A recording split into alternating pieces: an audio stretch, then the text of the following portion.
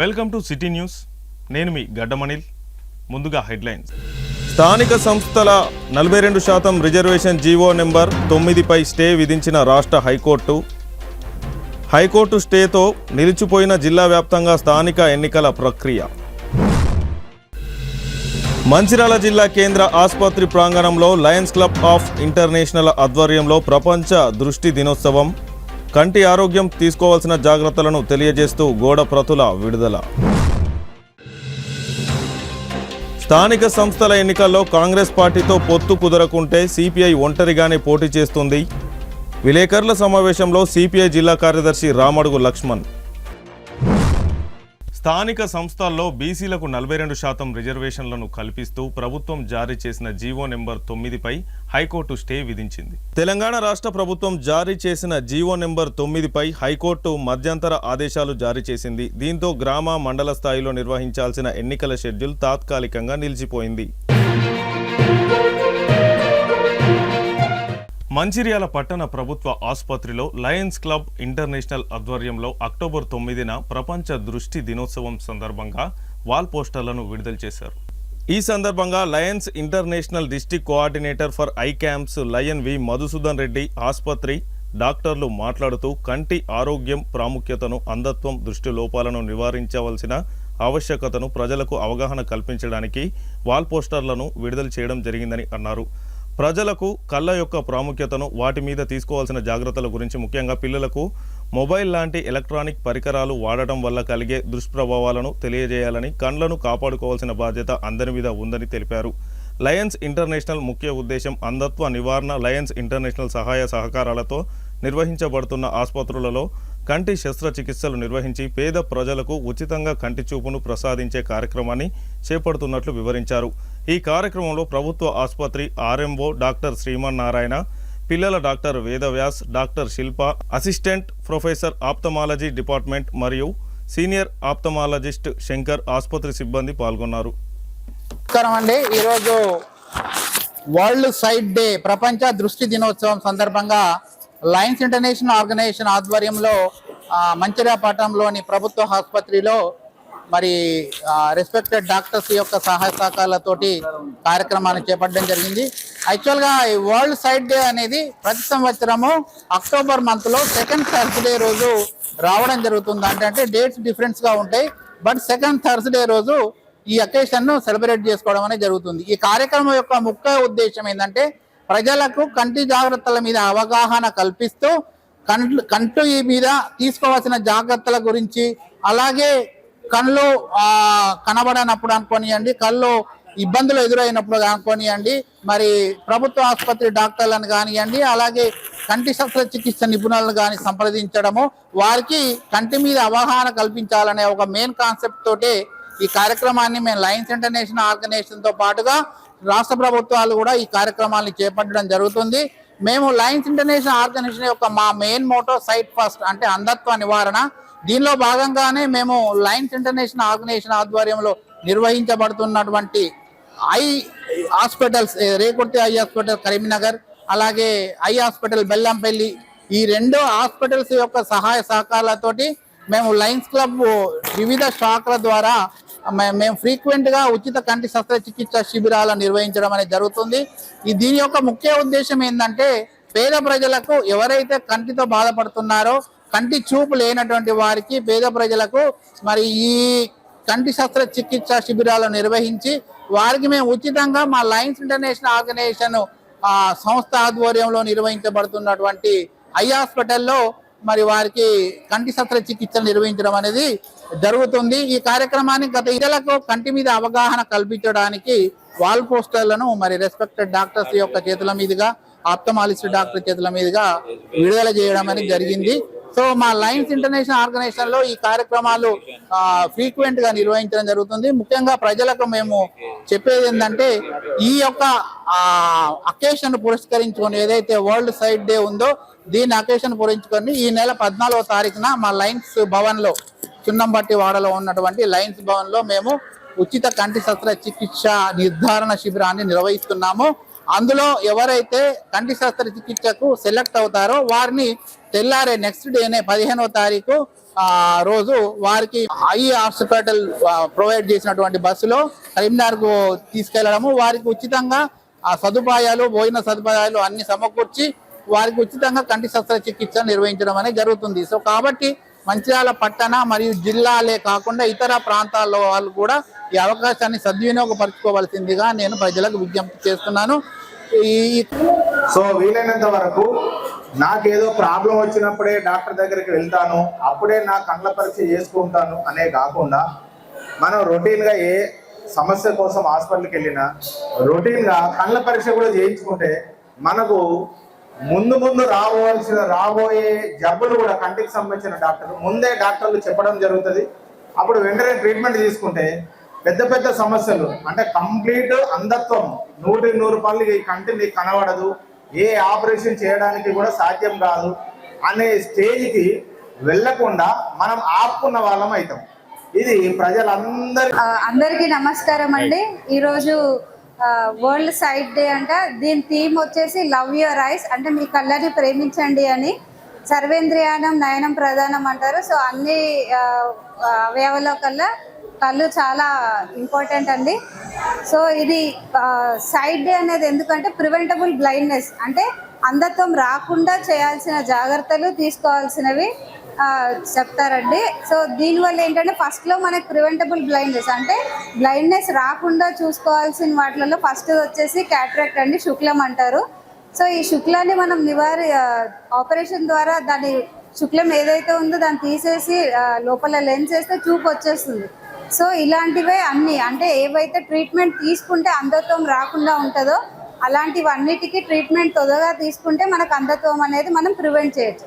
So అలాంటి వాటిలలో first వచ్చేసి క్యాట్రాక్ట్ శుక్లం అంటాము. తర్వాత రిఫ్రాక్టివ్ ఎర్రర్స్ అంటే దగ్గర చూపు లోపం కానీ దూర చూపు లోపం కానీ.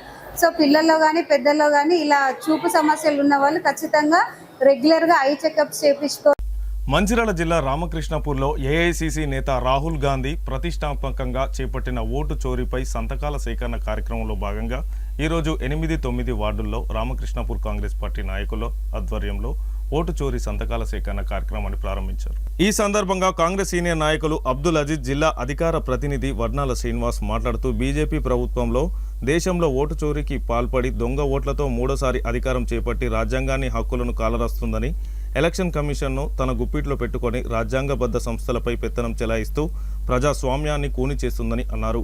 రాహుల్ గాంధీ చేపట్టిన ఓటు చోరీ సంతకాల సేకరణ కార్యక్రమానికి మద్దతుగా ఈరోజు రామకృష్ణాపూర్ మున్సిపల్ పరిధిలోని 8-9 వార్డుల్లో సంతకాల సేకరణ చేయడం జరిగిందని అన్నారు. ఈ కార్యక్రమంలో పట్టణ కాంగ్రెస్ అధ్యక్షులు పల్లెరాజు, టీపీసీసీ నాయకులు పి రఘునాథ్ రెడ్డి, సీనియర్ నాయకులు గాండ్ల సమ్మయ్య, మాజీ వైస్ చైర్మన్ సాగర్ రెడ్డి, మెట్ట సుధాకర్, గోపతి, భాను, గోపురాజ్యం, ప్రేమ్ సాగర్, ఎర్రబెల్లి రాజేష్, 8-9 వార్డుల కార్యకర్తలు, ఓటర్లు, ప్రజలు పాల్గొన్నారు. రాహుల్ గాంధీ ఆధ్వర్యంలో ఓట్ చోరీ మీద సంతకాల సేకరణ ప్రతి వార్డులోకి వెళ్ళి సేకరించడం జరుగుతుంది. దేశవ్యాప్తంగా ముందు బీహార్లో స్టార్ట్ చేయడం జరిగింది. సో ప్రజాస్వామ్యాన్ని నిట్ట నిలువున కూని చేసి దొంగ ఓట్లతో బీజేపీ ప్రభుత్వం అధికారంలోకి వస్తుందని బట్టబయలు చేసినా కానీ బీజేపీ ప్రభుత్వానికి ఇంత కూడా దున్నపోతు మీద వర్షం పడ్డట్టు ఉంది. సో కంపల్సరీ ఈ ఓట్ చోరీ కార్యక్రమాన్ని పెద్ద ఎత్తున తీసుకొని కాంగ్రెస్ ప్రభుత్వం మనం చాతన్పల్లి మున్సిపాలిటీలో వార్డులో ప్రజల్ని ఉత్తేజపరిచి రాబోయే రోజుల్లో ఈ ఓట్ చోరీ, ఓట్ దొంగతనం జరగకుండా ప్రజాస్వామ్యాన్ని, ఇండియన్ కాన్స్టిట్యూషన్ని రక్షించుకోవాల్సిన ఆవశ్యకత ఎంతైనా ఉంది.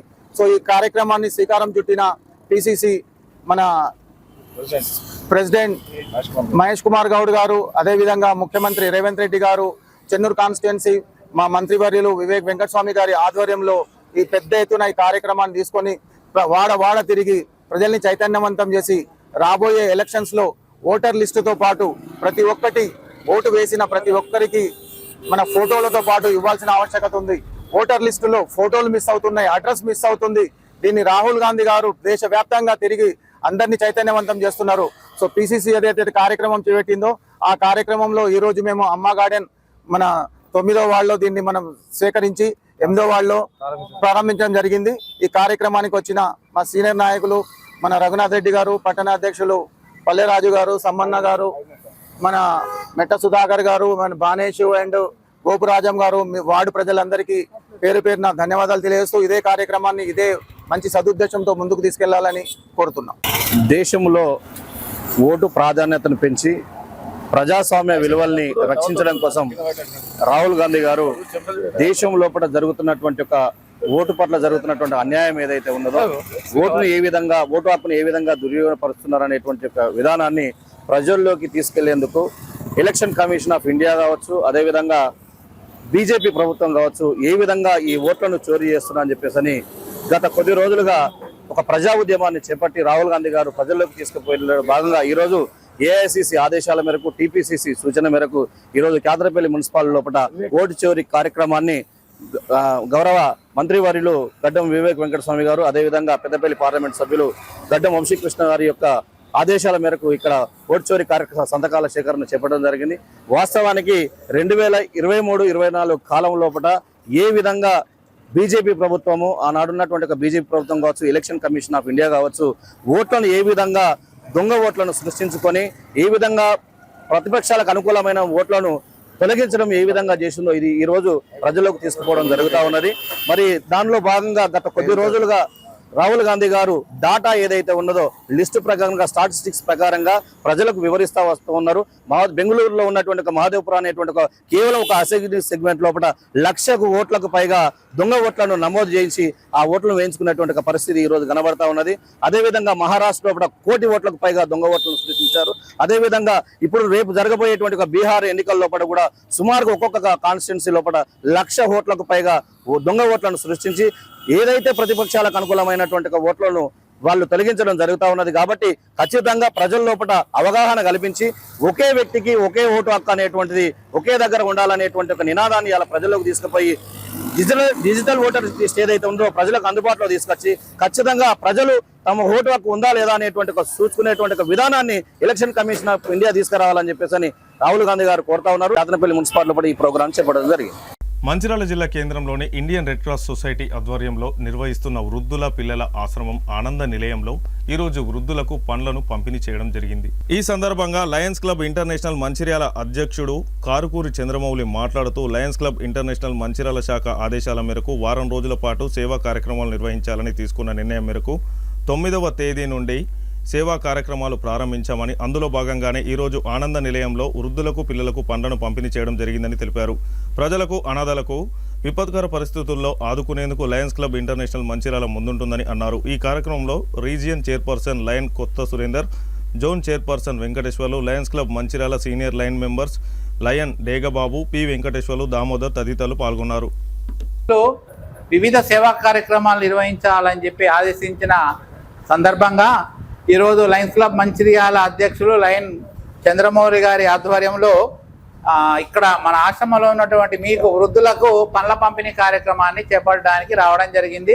మరి మీ అందరూ భోజనం చేసిన తర్వాత మా ప్రెసిడెంట్ గారు ఇచ్చే పండ్లను సేకరించి మీరు ఆరోగ్యవంతులుగా ఉండాలని మనస్ఫూర్తిగా కోరుకుంటున్నా. ఇప్పుడు మా అధ్యక్షులు వారు మాట్లాడతారు. Lions club of international, Lions club 320G regional 10 zone 1 ఆధ్వర్యంలో మంచిర్యాలలో నిర్వహించే కార్యక్రమం మా గవర్నర్ సింహరాజు కోదండరాం కోరిక మేరకు క్యాలెండర్ ప్రకారం వృద్ధులకు అంటే ప్రేమగా చూడాలనే దినోత్సవం సందర్భంగా ఈరోజు 9వ తారీఖు నాడు నిర్వహించడం జరిగింది. ఎందుకంటే వృద్ధులు చాలా వారు ఏంటంటే ఉన్నప్పుడు మనం ఇటువంటి సేవా కార్యక్రమాలు చేయాలని లయన్స్ క్లబ్ ఆఫ్ ఇంటర్నేషనల్ ఆధ్వర్యంలో మేము ఒక నిర్ణయించుకున్నాం. ఎందుకంటే వృద్ధులకు వాళ్ళకు ఈ వయసు వచ్చే వరకు వాళ్ళ చిన్న పిల్లల మనస్తత్వం ఉంటుంది. ఇటువంటి స్వచ్ఛంద సంస్థలు వారికి కలిసి వారికి పనులు భోజనం ఏర్పాటు చేయడం వల్ల వారికి ఉత్సాహం ఉంటుంది కంపల్సరీ అనే ఉద్దేశంతో మా లయన్స్ క్లబ్ ఆఫ్ ఇంటర్నేషనల్ ఆధ్వర్యంలో ఈ క్యాలెండర్లో ప్రోగ్రాం ఉంది. ఈ ఏంటంటే మేము ప్రతిసారి అన్నదానం నిర్వహించడం జరుగుతుంది. అదేవిధంగా వీరు పనులు అని పంపిణీ చేయడం జరుగుతుంది. కంపల్సరీ లయన్స్ క్లబ్ ఆధ్వర్యంలో ప్రతిసారి ఆనంద నిలయంలో కార్యక్రమం నిర్వహిస్తుంటాం. మాకు ఏంటంటే ఎవరు బర్త్డే కానీ పెళ్లి రోజు కానీ వారందరూ మా లయన్స్ క్లబ్లో 100 మంది ఉన్నారు. వాళ్ళందరూ కంపల్సరీ ఈ ప్రోగ్రాం నిర్వహించడం జరుగుతుంది. దీనికి కార్యక్రమానికి హాజరైన మా మధుసూదన్ రెడ్డి గారు, రీజనల్ చైర్పర్సన్ కొత్త సురేందర్ గారు, డేగబాబు గారు, అదేవిధంగా మురళి గారు ఈ కార్యక్రమానికి వారికి హాజరైనందుకు వారికి ప్రత్యేక ధన్యవాదాలు తెలియజేస్తున్నాం.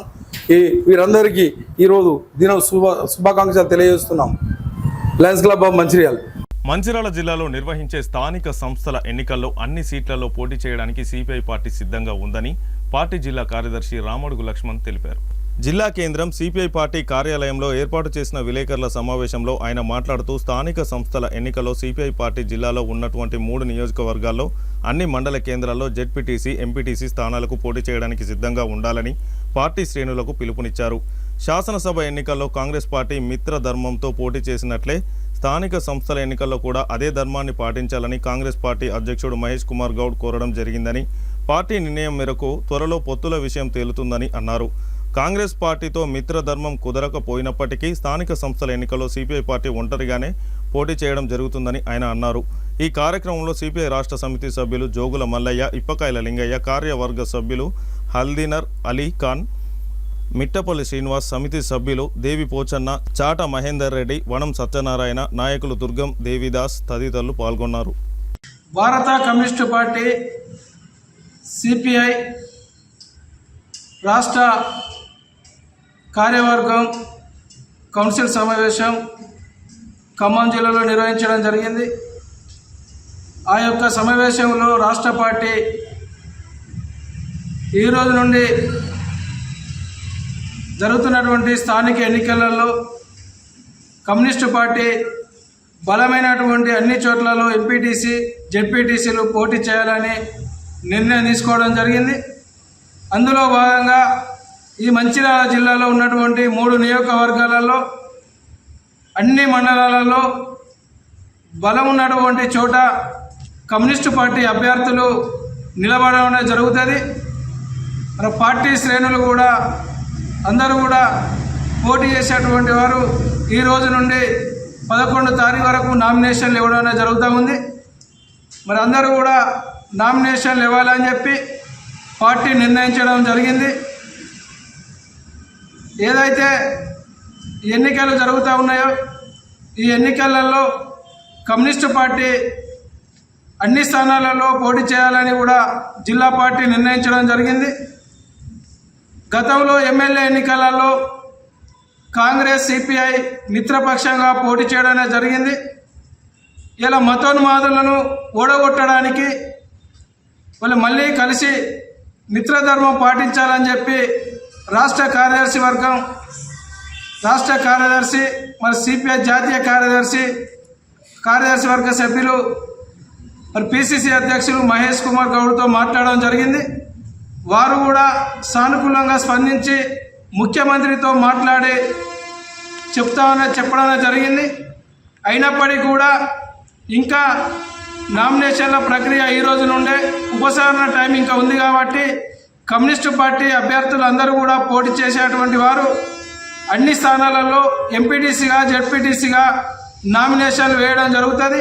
అందరూ కూడా నామినేషన్లు వేయాలని చెప్పి అదేవిధంగా ప్రజలను కూడా కోరుతూ ఉన్నాం. కమ్యూనిస్టు పార్టీ తరఫున కమ్యూనిస్టు పార్టీ అభ్యర్థులుగా బరిలో నిలుచున్నటువంటి అభ్యర్థులను మరి కంకి కొడవలి గుర్తు ఓటు వేసి గెలిపించాలని చెప్పి సిపిఐ పార్టీ నుండి మరి ప్రజలను కోరడం జరుగుతూ ఉంది. మంచిర్యాల జిల్లా మందమరిలోని ఆటో కార్మిక సేవా సమితి ఆధ్వర్యంలో నిరుపేద కుటుంబానికి నిత్యావసర సరుకుల పంపిణీ. మారెపల్లి నాగరాజు గత 7 నెలల కిందట గుండెపోటుతో మరణించాడు. వారికి 2 ఆడపిల్లలు. తన కుటుంబం జీవనోపాధి కోల్పోవడం జరిగింది. ఆటో కార్మిక సేవా సమితి దృష్టికి రావడంతో దాతలు బియ్యాల ప్రవీణ్ కుమార్, శ్రావణి దంపతులు కూతురు పుట్టినరోజు సందర్భంగా నాగరాజు కుటుంబానికి 25 కిలోల బియ్యం, నెల రోజులకు సరిపడా నిత్యావసర సరుకులు ఆటో కార్మిక సేవా సమితి ద్వారా వారు అందజేశారు.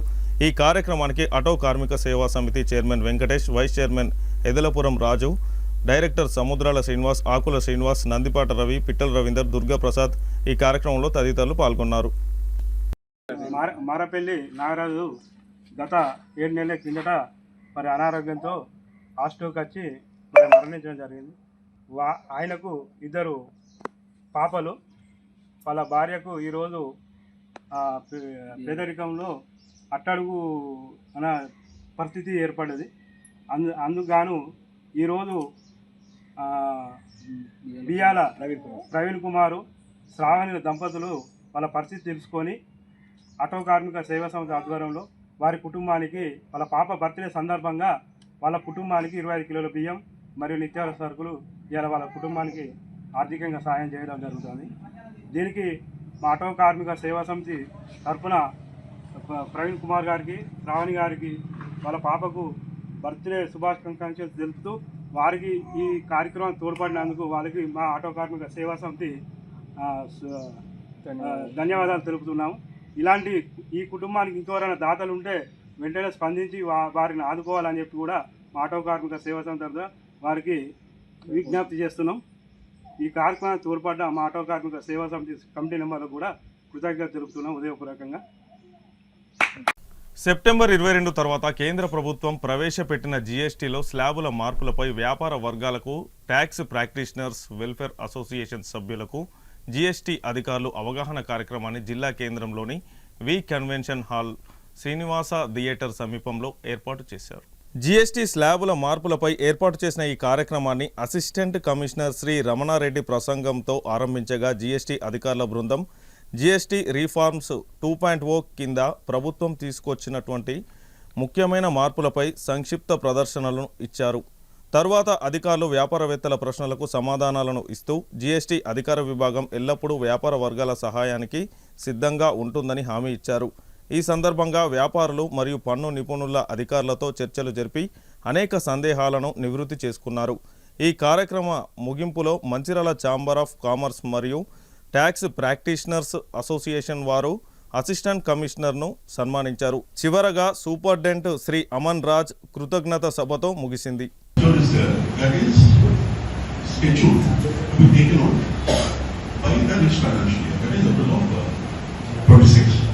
Now coming to the ease of business, we want entrepreneurs to focus on their business, create employment, promote major economic activity in the market. దాని కొరకు ఈజ్ ఆఫ్ బిజినెస్ పెంపొందించడానికి ప్రభుత్వం ఒక రిజిస్ట్రేషన్ ప్రాసెస్ చాలా సింప్లిఫై చేసింది. టెక్నాలజీ బేస్డ్గా, స్మూత్గా, time bound మేనర్గా రిజిస్ట్రేషన్స్ వినియోగిస్తారు. అండ్ మేము కూడా మీరు ముందుకు వచ్చి మేము తెలుస్తున్నాము. So that in case of ఇక్కడ ప్రాబ్లం ఉన్నప్పుడు మీరు రిజిస్ట్రేషన్ విషయంలో second one is returns filing. Returns filing we always prepared forms populate అవుతాయి. కల్పిట్ చేస్తే మిస్ఫార్చులో దిగిపోతాయి, మాన్యువల్గా కూడా దిగిపోతాయి. So that's the second aspect of the ease of business. The third one is the returns for exporters కానీ people for prepared by the initiative registration. They can file the returns for the returns and they would get the returns really time bound manner. Now, this actually ushers in the Diwali. Diwali మనము జరుపుకుంటున్నాము. So ఇది మనకు 22nd last month నుంచి introduction అయింది కాబట్టి. వార్తలు ముగించే ముందు హెడ్లైన్స్ మరొకసారి. స్థానిక సంస్థల 42% రిజర్వేషన్ జీవో నెంబర్ 9పై స్టే విధించిన రాష్ట్ర హైకోర్టు. హైకోర్టు స్టేతో నిలిచిపోయిన జిల్లా వ్యాప్తంగా స్థానిక ఎన్నికల ప్రక్రియ. మంచిర్యాల జిల్లా కేంద్ర ఆసుపత్రి ప్రాంగణంలో లయన్స్ క్లబ్ ఆఫ్ ఇంటర్నేషనల్ ఆధ్వర్యంలో ప్రపంచ దృష్టి దినోత్సవం. కంటి ఆరోగ్యం తీసుకోవాల్సిన జాగ్రత్తలను తెలియజేస్తూ గోడ ప్రతుల విడుదల.